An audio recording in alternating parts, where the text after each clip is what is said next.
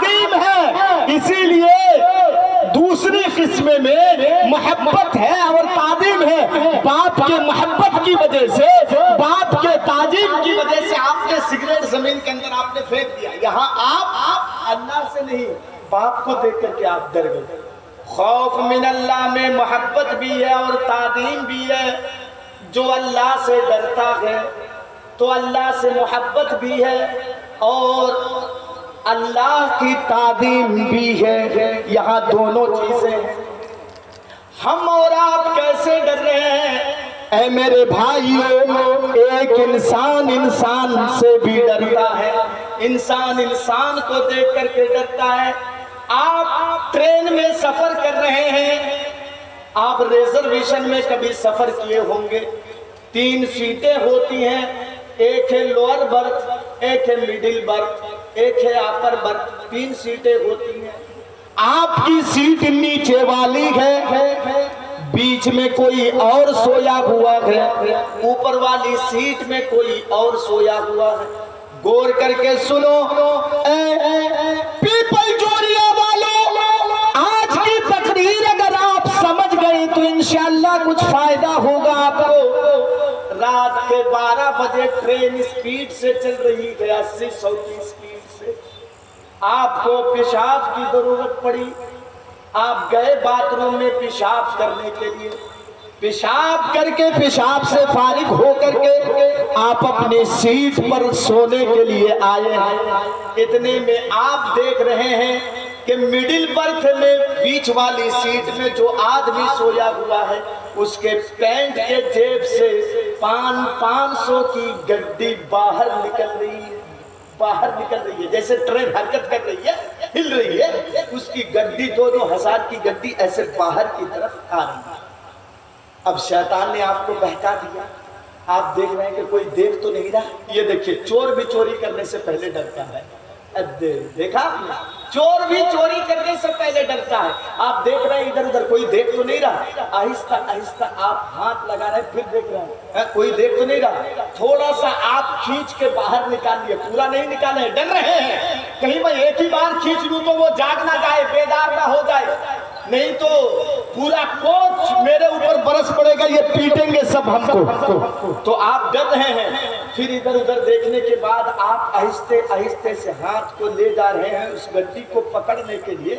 پھر آپ کو اچانک خیال آیا کہ ایک بار دیکھ لوں، ایسے کر کے آپ نظر اوپر کی طرف اٹھائے، کیا دیکھ رہے ہیں کہ اپر برتھ میں اوپر والی سیٹ میں جو آدمی سویا ہوا ہے وہ میری حرکتوں کو دیکھ رہا ہے، وہ میری حرکتوں کو دیکھ رہا ہے۔ اس وقت آپ کیا کریں گے؟ بولیں گے اے بھائی صاحب، یہ آپ کے روپیے باہر نکل رہے ہیں، لو لو لو، اے بھائی صاحب میں چور نہیں ہوں، میں چوری نہیں کر رہا، میں اندر گھسڑ رہا، یہی نہ بولیں گے؟ چور بھی چوری کرتے وقت انسان اگر دیکھ لے تو ڈرتا ہے۔ اے شراب پینے والوں، جب تم شراب پیتے ہو اور شراب کے بوتل کو تم اپنے ہاتھ پہ رکھتے ہو، ہاتھ میں شراب کے گلاس کو جب تم لے جاتے ہو، اس وقت تم اتنا کیوں نہیں ڈرتے ہو؟ میرا باپ نہیں دیکھ رہا، گاؤں کے لوگ مجھے نہیں دیکھ رہے ہیں، گاؤں کا سردار مجھے نہیں دیکھ رہا ہے، میرا بھائی تو مجھے نہیں دیکھ رہا ہے، میرا باپ تو مجھے دیکھ نہیں رہا ہے، لیکن جس نے مجھ کو پیدا کیا ہے، جو مجھ کو کھلا رہا ہے، جو مجھ کو پلا رہا ہے، اس اللہ سے تم کیوں نہیں ڈرتے ہو؟ جب تم ایک انسان کو دیکھ کر کے ڈرتے ہو تو تم اس اللہ سے، اپنے مالک سے کیوں نہیں ڈرتے ہو؟ اے زنا کرنے والوں، جب تم زنا کرتے ہو، کسی کی عزت جب تم لوٹتے ہو تو تم زنا کرتے وقت اتنا ڈرتے ہو کہ کوئی مجھے دیکھ نہ لے، میری ماں مجھے نہ دیکھ لے، میرا باپ مجھے نہ دیکھ لے۔ جب تم ماں سے اتنا ڈرتے ہو، باپ سے اتنا ڈرتے ہو، انسانوں سے جب تم اتنا ڈرتے ہو، تو جب تم کسی کی عزت کو تار تار کرتے ہو، کسی کی عزت جب تم لوٹتے ہو، اس وقت تم اللہ رب العالمین سے اتنا کیوں نہیں ڈرتے جتنا تم انسان سے ڈر رہے ہو؟ اے بے نمازیوں، نماز چھوڑنے والوں، جلسہ سن کر کے تمہیں کیا فائدہ ہو رہا ہے؟ جب تم سارے لوگوں کے حقوق کو ادا کرتے ہو، ماں کا حق ادا کرتے ہو، باپ کا حق ادا کرتے ہو، بیوی کا حق ادا کرتے ہو، بال بچوں کا حق ادا کرتے ہو، تو تم جب اللہ کے حق کو ادا نہیں کرتے ہو تو تم اتنا ڈرتے کیوں نہیں ہو کہ میں نے تو اللہ کے حق کو ادا نہیں کیا؟ بات آگے بڑھ گئی، خوف من اللہ، اللہ سے ڈر۔ سنو نبی کے زمانے میں صحابہ کرام کیسے ڈرا کرتے تھے، صحابیات کیسے ڈرا کرتے تھے۔ اے پیپل چوریا والوں، صحیح مسلم کے حدیث میں آپ کے سامنے رکھ رہا ہوں، غور سے سنیے گا۔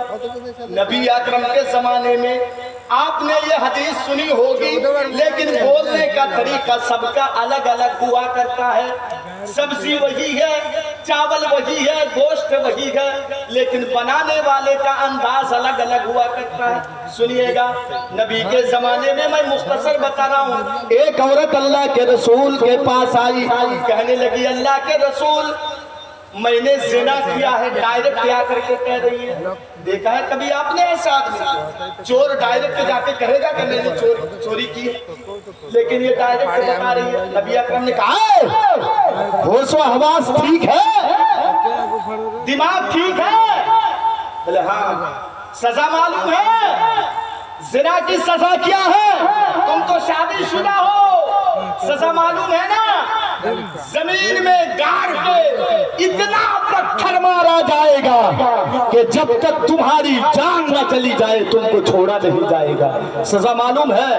کہنے لگی اللہ کے رسول سزا تو مجھے معلوم ہے، لیکن گناہ میں نے کیا ہے اللہ کے رسول، مجھے سزا دے دیجئے۔ کہیں اگر میری موت آ گئی اللہ کے رسول تو دنیا کی سزا میں برداشت کر لوں گی، لیکن آخرت کی سزا نہیں برداشت کر پاؤں گی۔ نبی اکرم نے صحابہ کرام کو حکم دیا، اے میرے بھائیو سنو، بریلویوں کے چہرے پہ زبردست تھپڑ مار رہی ہے یہ حدیث۔ نبی اکرم نے صحابہ کرام کو حکم دیا، اے صحابہ کرام اس کو لے جاؤ میدان مقتل میں، گاڑ دو زمین میں اتنا اور پتھر مار کر کے اس کو ختم کر دو، جاؤ اس کو رجم کر دینا میدان مقتل میں لے جا کر کے۔ مختصر میں بتا رہا ہوں، صحابہ کرام اس کو لے جانے لگے، کسی نے اس کے دوپٹے کو پکڑ کر کے زور سے کھینچا، کہنے لگی اے نبی کے صحابہ، اے نبی کے ماننے والوں، سنو ذرا، مجھے آہستہ سے لے کے چلو، تیز تیز مجھے لے کے مت چلو، کیونکہ میرے پیٹ میں ابھی بچہ ہے، اسی زنا کا بچہ میرے پیٹ میں ہے، مجھے تکلیف ہو رہی ہے۔ پیٹ میں بچہ ہے، نبی اکرم کو معلوم نہیں۔ بریلویو، یہ حدیث تمہارے چہرے پہ زبردست تھپڑ مار رہی ہے۔ تم کہتے ہو کہ نبی کو غیب کا علم تھا، یہاں اس عورت کے پیٹ میں بچہ ہے لیکن نبی اکرم کو معلوم نہیں ہے، رب سزا سنا دی ہے، نبی اکرم کو معلوم نہیں ہے۔ سنیے، غور کر کے دماغ فریش کیجئے، بہت سی چیزیں اس حدیث میں آپ نے۔ صحابہ کرام کبھی کوئی کام نبی کے پرمیشن کے بغیر نہیں کرتے تھے، نبی کے پرمیشن کے بغیر نہیں کرتے تھے۔ جب اس عورت نے کہا کہ پیٹ میں بچہ ہے تو کہا چلو پہلے نبی سے پوچھ لیتے ہیں۔ نبی اکرم سے آ کے پوچھا اللہ کے رسول، آپ نے جس عورت کو ہمیں حکم دیا رجم کرنے کے لیے، ابھی تو اس کے پیٹ میں بچہ ہے، ہم کیسے اس کو مار ڈالیں؟ ابھی تو ایک جانے نہیں دو جانے جائیں گے۔ نبی اکرم نے پوچھا کیا اس کے پیٹ میں ابھی بچہ ہے؟ کہنے لگی ہاں۔ نبی اکرم نے حکم دیا، اے میرے ماننے والوں صحابہ کرام ابھی چھوڑ دو اس عورت سے۔ نبی اکرم نے کہا ابھی تمہیں سزا نہیں دی جائے گی، ابھی ایک جانے نہیں بلکہ دو جانے جائیں گی۔ وہ معصوم کا کیا قصور، کیا غلطی تھی، قصور تو نے کی ہے، جاؤ۔ جب بچہ پیدا ہو جائے تب چلی آنا۔ کہنے لگے اچھا ٹھیک ہے، چلی گئی۔ 9 مہینے کے بعد آئی، دیکھو کوئی پولیس نہیں گئی تھی اس کو پکڑنے کے لیے کہ چلو تم کو جیل میں ڈالیں گے، چلو تم نے یہ گناہ کیا۔ خوف من اللہ، اللہ کا ڈر دیکھیے، ڈر دکھا رہا ہوں میں آپ کو، خوف دیکھیے، خود سے آ گئی 9 مہینے کے بعد۔ بچے کو گود میں لے کر کے چلی آئی، کہنے لگی اللہ کے رسول یہ دیکھیے بچہ پیدا ہو گیا کہ اب تو مجھے جلدی سزا دے دی۔ نبی اکرم نے صحابہ اکرام کو پھر سے کہا کہ لے جاؤ اس کو میدان مقتل میں، اب اس کو لے جاؤ، اب کوئی راستہ۔ کہنے لگی پڑھیے رسول رحمت، کہنے لگی کہ اے اللہ کے رسول ہر مرنے والے کو جس کو موت کی سزا سنا دی جاتی ہے اس کی آخری خواہش پوچھی جاتی ہے، اللہ کے رسول کیا میری آخری خواہش نہیں پوچھی جائے گی؟ کہا کہ ضرور، بولو تمہیں کیا ہے تمہاری خواہش؟ کہنے لگی اللہ کے رسول میں چاہتی ہوں یہ حرام کا بچہ ہے، میں تو اقرار کر رہی ہوں زنا کا بچہ ہے، لیکن اللہ کے رسول 9 مہینے تک اس کو پہلے پیٹ میں رکھا ہے، محبت آ گئی اللہ کے رسول، اللہ کے رسول میں دنیا چھوڑ کے جا رہی ہوں، اے اللہ کے رسول میں چاہتی ہوں کہ دنیا سے جاتے وقت میں اپنے اس پیارے سے بچے کو بھر پیٹ دودھ پلا دیتی ہوں، یہ آخری خواہش ہے۔ نبی اکرم نے بچے کو دے دیا، لو کیوں نہیں دودھ پلاؤ گی، لو دے دیا اللہ کے رسول، دودھ پلاؤ۔ اس عورت نے دائیں پستان سے بچے کو لگایا، بچے نے بھر پیٹ دودھ پیا، پھر بائیں پستان سے لگایا ماں نے، بچے نے اتنا بھر کے دودھ پیا، اتنا دودھ پیا اس بچے نے کہ دودھ کے 2-4 قطرے اس کے ہونٹ میں لگ گئے، بچہ کو دے دیا نبی اکرم کی گود میں۔ اللہ کے رسول نے کہا اب لے جاؤ اس کو۔ اللہ کے رسول ایک مرتبہ اس بچے کے چہرے کو دیکھ رہے ہیں کہ ماں تو چلی گئی، اب چھوٹا سا بچہ ہے۔ جیسے ہی نبی اکرم نے اس بچے کو دیکھا، بچے کے ہونٹ میں دودھ کا قطرہ ہے، نبی اکرم نے کہا اے لوگوں رک جاؤ رک جاؤ رک جاؤ، ابھی اس کو میدان مقتل میں مت لے جاؤ، اب ادھر آؤ، لو یہ بچہ لے لو، ابھی اس بچے کو تیری دودھ کی ضرورت ہے، ابھی تمہیں سزا اگر دے دی گئی تم تو دنیا چھوڑ کے چلی جاؤ گی، اس بچے کو پالے گا کون، اس بچے کو پوسے گا کون، ابھی اس کی غذا تیرے پستان میں موجود ہے، جاؤ پہلے اس کو لے جاؤ، دودھ پلاؤ اس کو، جاؤ۔ دے دیا اللہ کے رسول۔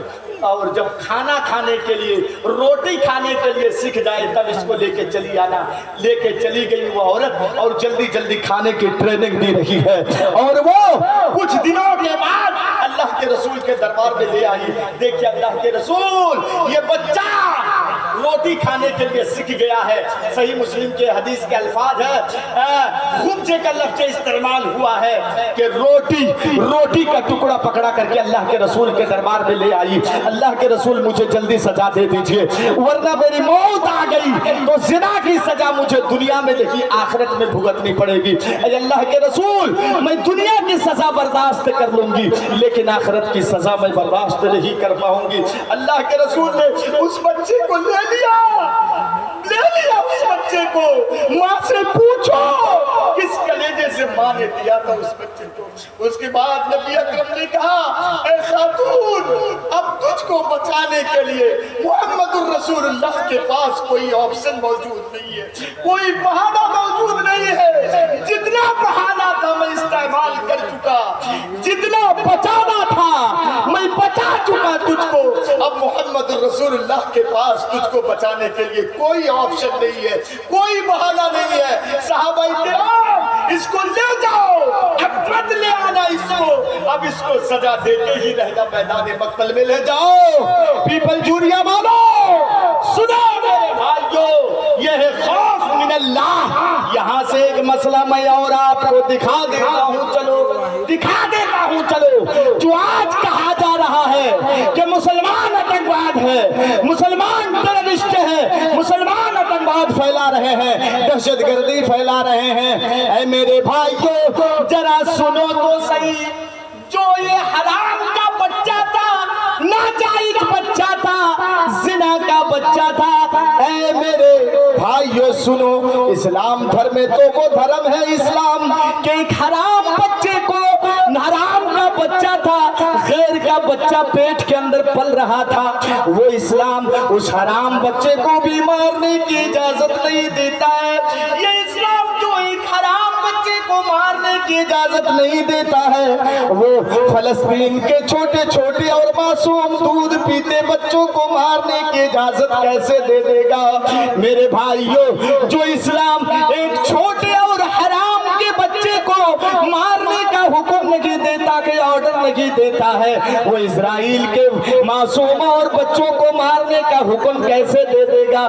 جو اسلام ایک چھوٹا حرام بچے کو مارنے کا آرڈر نہیں دے رہا ہے، وہ اسرائیل کے اندر بم بلاسٹنگ کر کے چھوٹے چھوٹے بچوں کو اڑا دینے کی پرمیشن کیسے دے دے گا؟ جھوٹ ہے، غلط ہے میرے بھائیوں۔ نہ اسلام ٹیررسٹ ہے اور اسلام کا تعلق آتنکواد اور ٹیررسٹ سے تعلق ہے ہی نہیں میرے بھائی۔ مسلمانوں نے امن و امان کو برقرار رکھنے کے لیے، شانتی کو برقرار رکھنے کے لیے دب کر بھی سمجھوتا کیا ہے۔ مسلمانوں نے ستایا، نبی اکرم کو مکہ والوں نے ستایا، کافروں کی تعداد زیادہ تھی مکے میں، مسلمانوں کی تعداد کم تھی میرے بھائیوں۔ کافروں نے ستایا، مسلمانوں کو مارا، پیٹا، مسلمان مجبور ہو کر کے مکہ چھوڑ کر کے مدینہ چلے گئے۔ 450-500 کلومیٹر دور مکہ سے مدینہ چلے گئے۔ مسلمان جب ستایا، ان لوگوں نے ستایا، لیکن میرے بھائیوں ایک دن ایسا آیا کہ مسلمان فاتحانہ انداز میں مکے میں داخل ہو رہے ہیں۔ نبی اکرم بڑی لشکر کی بڑی تعداد میں لشکر لے کر کے فاتحانہ انداز میں مکے میں داخل ہو رہے ہیں۔ مسلمان مکے کو اپنے کیپچر میں لے لیں گے، اب حکومت مکے میں مسلمان کریں گے، مسلمانوں کی تعداد بڑھ گئی ہے۔ اے میرے بھائیوں سنیے گا غور کر کے، مسلمان جیسے ہی مکے میں فاتحانہ انداز میں داخل ہو رہے ہیں، کافر تھر تھر کانپ رہے ہیں۔ ہم نے مسلمانوں کو نماز کی حالت میں مارا ہے، ہم نے مسلمانوں کو گھر بار چھوڑنے پر مجبور کر دیا ہے، مسلمان بھاگنے پر مجبور ہو گئے تھے۔ آج تو مسلمان ایک ایک نام گن گن کر کے بدلا لیں گے، ایک ایک گناہ کا بدلہ مسلمان گن گن کر کے لیں گے۔ تھر تھر کانپ رہے ہیں یہ غیر مسلم جنہوں نے مسلمانوں کو نبی کو ستایا ہے، یہ کانپ رہے ہیں۔ اللہ کے رسول کیا جواب دیتے ہیں، اس جواب کو سنیے۔ اے اونچی کرسی پر بیٹھے ہوئے لوگوں، اے اونچی جگہ پر بیٹھے ہوئے لوگوں، پرائم منسٹروں کے لیے یہ جواب ہے۔ یہ M L A M P یہ جواب سنے، نبی اکرم نے کیا جواب دیا؟ کیا جواب دیا؟ لا تثریب علیکم اليوم۔ اس وقت مکے میں جب آپ سنیے صرف مسلمان نہیں تھے، اس وقت مکے میں یہودی بھی تھے، اس وقت مکے میں عیسائی بھی تھے، اس وقت مکے میں مجوسی بھی تھے۔ نبی نے یہ نہیں کہا کہ اے یہودیوں مکہ چھوڑ کر کے بھاگ جاؤ، نبی نے یہ نہیں کہا کہ اے عیسائیوں مکہ چھوڑ کر کے بھاگ جاؤ، نبی نے یہ فیصلہ نہیں کیا، بلکہ نبی نے کہا اے یہودیوں تم کو مکہ چھوڑنے کی ضرورت نہیں ہے، تم بہت دنوں سے مکہ میں ہو، تمہیں پروف دکھانے کی ضرورت نہیں ہے، تمہاری زمین و جائیداد مکے میں ہے، تمہیں پروف دکھانے کی ضرورت نہیں ہے، تمہیں کچھ دکھانے کی ضرورت نہیں ہے، تم مکے ہی میں رہو۔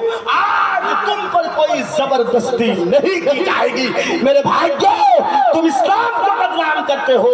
دیکھو نبی اکرم جناب محمد الرسول اللہ نے غیر قوموں کو مکہ سے نہیں نکالا، یہ ہے اسلام کی تعلیم، اسلام کی تعلیم میرے بھائیوں۔